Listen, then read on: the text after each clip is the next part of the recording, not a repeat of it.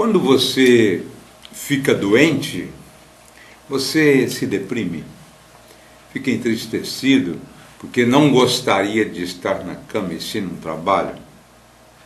Quando há notícia de que você está com uma doença que pode te levar à despedida deste mundo, você entra, via de regra, em depressão. É comum registrarmos a depressão naqueles momentos em que a doença se firma e naqueles momentos em que vem uma notícia de que você vai se despedir desse mundo. E nós ficamos em um desespero muito grande, entramos num processo de autoaniquilamento muito mais rápido do que a própria doença, do que o próprio diagnóstico. Portanto, é importante considerar uns aspectos de que você precisa ter uma noção filosófica da vida. Qual que é a noção filosófica da vida? Todos os sistemas religiosos apontam para esta realidade, todos, quaisquer que sejam. Você, a partir do momento em que Deus te criou, você caminha para a eternidade. Você não vai morrer. Talvez termine o seu tempo de ficar aqui produzindo alguns ensinamentos ou aprendendo muitos outros na Terra. Mas todos os sistemas religiosos são unânimes em dizer que nós temos uma destinação da vida após a vida. Então, o que precisa fazer é fortalecer a sua mente, fortalecer a sua vontade, abastecer de conhecimentos de que você pode alterar a saúde, que você pode alterar aquilo que seria a projeção de uma morte física, você pode alterar.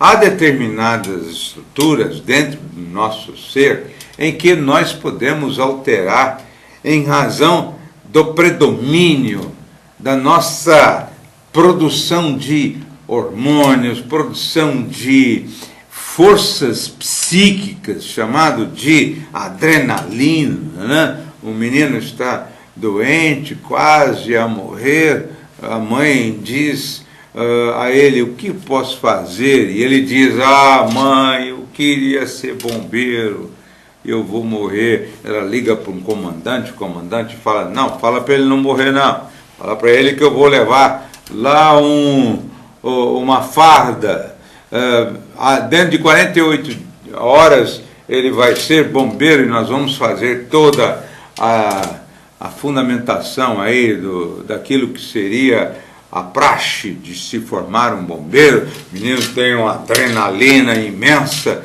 estava com leucemia a morrer. Eu vou ser bombeiro, mãe, você vai ser bombeiro? E ele então reativa todo o potencial dele e não morre. Vem aí o comandante com os subcomandantes, com determinadas estruturas da praxe de formar um bombeiro, e aí ele fica na cama com um traje de bombeiro, feliz da vida, radiante. Onde está a morte? Aí passa o tempo, ela falou assim: olha, agora parece que ele deu está meio tristinho, os exames demonstram. Não, nós vamos daí reabastecer o bombeiro. Aí vem o comandante e fala: olha, bombeiro, está tendo um incêndio e você precisa ir. Fala antes com o médico. Como assim? Não, você vai na maca, você é bombeiro, nós precisamos ajudar, vamos arrumar uma cadeira para você e tal. Aí ele sai, e aí vai naquele momento em que está tendo um incêndio, fala: pega na mangueira, bombeiro. Ele pega na mangueira, eles apagam o fogo, e ele fica todo eletrizado, mais um efeito positivo, e ele consegue driblar naquela semana, na outra semana, a morte. e chega um ponto em que não tem mais jeito. Aí ela liga para o comandante. E o que fazer? E o comandante nos ensina, mandou uma mensagem para nós, uma mensagem interessante. Diz assim: a gente sempre pode fazer alguma coisa. A gente sempre pode fazer alguma coisa. Vamos fazer alguma coisa. Avisa o hospital de que irá uma escada Magiros para abrir a janela, porque nós vamos descer pela janela aberta, tal, e o bombeiro nós vamos entrar também pelo elevador e vai vir um cidadão com o clarim, né, clarinete para tocar a música que anuncia um bombeiro chegar nos céus. Olha que coisa maravilhosa.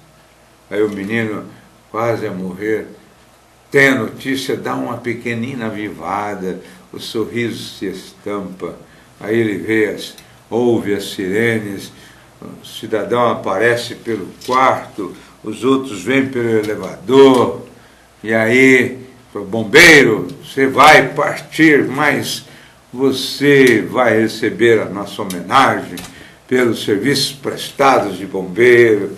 Ele, sem força, sorrindo, toca a música que anuncia mais um bombeiro nos céus. Ele aperta a mão da mamãe e morre sorrindo. Qualidade de vida, até para sorrir, até para viver e até para morrer. Você precisa ter qualidade de vida. Você pode fazer qualquer coisa na sua vida, mas com qualidade de vida. A depressão depois que perde um filho, é a depressão depois que perde um filho. É comum isso. O que aconteceu com um cidadão num velório em São Paulo? Nicei, filho acidentado, partiu, ele no velório faz uma colocação que estanca as lágrimas e enche de otimismo, de alegria, de contentamento, todas as pessoas que estão lá. Ele diz assim: o menino tinha 21 anos, nem isso. Eu quero agradecer 20 anos de alegria, de convivência feliz. Quero agradecer a Deus de ter mandado para cá um pórtico da saúde, um pórtico da alegria, um pórtico da motivação, uma presença fantástica, que foi a convivência com meu filho nesses 20 anos. Eu quero agradecer 20 anos de expectativas felizes, de alegrias sem mescla, de emoções fantásticas, de ensinamentos que eu passei e recebi. Quero agradecer 20 anos e tal. Foi agradecer 20 anos. E como Deus de vez em quando escolhe alguns bons para viver com Ele no mundo maior, eu me despeço e falo: filho, continue assim para alegar agora seu pai verdadeiro e tal. Enterro assim, você ouve um pai falar isso, ele perde o direito de chorar, de se desesperar na visão imortalista de alguém, como um japonês que conhece bem a importância dos seus ancestrais. Ele diz que o filho agora vai viver com seus ancestrais, mas seja obediente ao novo pai, o pai verdadeiro que é Deus. Tá? Como é que você pode ter depressão? Como um pai desse vai ter depressão pela morte do filho? Eu gostaria que alguém pudesse me destacar. O que significa, portanto, o domínio da depressão na doença e na morte? O modo como você vê as coisas. As coisas têm uma conotação de realidade fática, estrutural. A repercussão que você dê a este fato dentro de você vai depender da sua lente, como você olha. Muito interessante quando você fala assim, eu não concordo com você num debate, eu não concordo com você. Não deveria falar assim. Deveria só perguntar assim, fundamente a sua ideia. Fundamente a sua ideia. Porque fundamentando a sua ideia, que é tão interessante, eu talvez me convença. Por isso que convencer é o ato de fazer com que as duas partes tenham um encaminhamento para uma solução em que os dois vençam. Os dois vençam. Os dois têm a vitória da ideia nova pelo convencimento. Então, quando você for falar essa expressão, eu não concordo com você, poderia dizer, fundamente, mostre-me a razão do seu entendimento. Fica muito mais bonito, muito mais... Ou seja, dependendo da lente, da sua mente, é que você vê o mundo. Quando vem uma doença, eu fiquei doente, eu tive 17 anos, 18 anos, eu tive quase 2 anos de muito estudo. Eu agradeço muito a doença que eu tive. Mas foi fantástica essa doença para mim. Foi fantástica. Deu um salto de qualidade em minha vida. Eu não sou mais o mesmo antes da doença e depois da doença. Estava jogando basquete no Senai, em São José do Rio Preto, e me deram um toco, eu subi, me deram um toco, eu bati as costas, num ressalto de cimento, e minha mãe trabalhava no centro de saúde, o Carlos Cabas, um médico fantástico, pneumologista, falou assim, olha, pelo que eu vi aqui, feriu o pulmão. Então logo, todos nós trazemos o bacilo de Koch, logo vai desenvolver um processo de natureza pulmonar. Vamos fazer os testes. Foi me aplicando toda semana um reagente até que começou agora. O pulmão começou a ter a ação do bacilo de Koch em razão dessa pancada.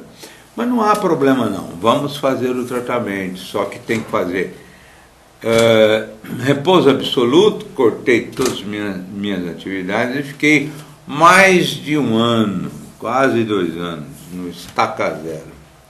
Eu ia na escola com muito cuidado, estudava muito e tal. Foi quando eu mais li na minha vida. Então eu tinha uma vida comum de qualquer jovem. Quando eu tive essa doença, eu dei um salto de qualidade nas letras. Estudei muito, li muito. Isso me fez uma base, um step, uma estrutura, um background fantástico e me deu uma projeção para falar bem, para discutir. Depois eu fui fazer teatro e tal. Eu tenho que bem dizer a doença que eu tive.